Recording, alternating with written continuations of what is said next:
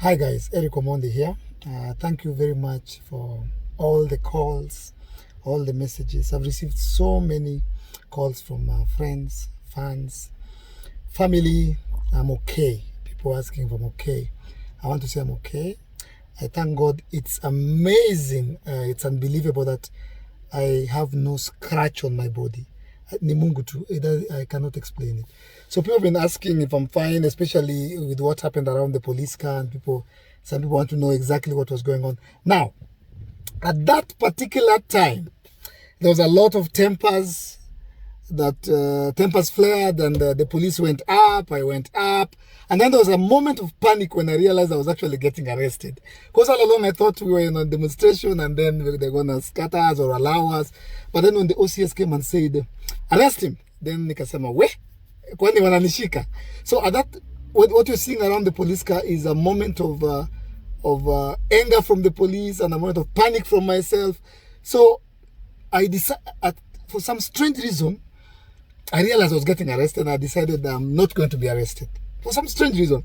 So there were like 7 men. They held me and they were trying to push me into the car, and I knew if I go into this car, it's over for me. So what you see in the clip when I went on top of the police car was a split-second decision. So I was telling myself, if I go into the car, I have officially been arrested. So when they were trying to push me in, within that split of a second, I told myself, jump on top of the car, onto the bonnet, and then I was seeing Jaguar, and then run, because now I was alone, outrun the police to Jaguar, give him the document, and then victory. But as when you are in this juu ya gari hivi, when nikaruka juu ya gari, nikarealize surround the guys like while they think ahead of me.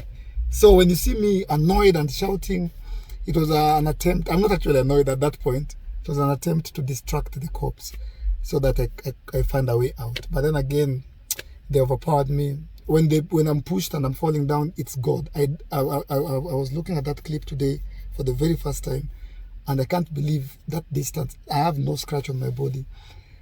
For the very first time, I went into the police cells. You know, my dad was a policeman, a chief inspector. I've never been I've never been taken to a police cell.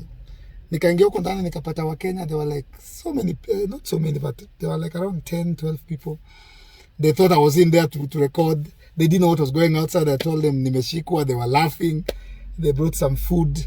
I could not eat at that moment. I was in panic. I was actually inside for 3.5 hours. People were just laughing. They brought food. I could not eat. Sikuwa na appetite for obvious reasons.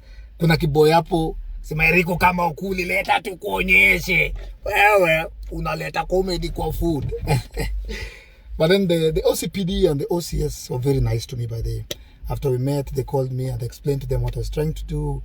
And then they said, kijana, mazi, next time we fight na police. Yeah. So that's exactly what happened. And thank you very much for your prayers. Thank you for your concern. And this place, 75% Kenya, will pass. It must pass. Because it's for the good of everyone. I mean, even these MPs, they have children. Even Jaguar has a son who will become a musician. Even you there, if you're not a musician, your cousin, your uncle, your step-nephew, your uncle's sister's grandmother's uncle, whoever, we are supporting Kenyan music because it affects us. And so I know it will pass. On Tuesday, we are back at it at the Parliament building until it is passed. Thank you for your concern. Thank you for your prayers. Aluta continua.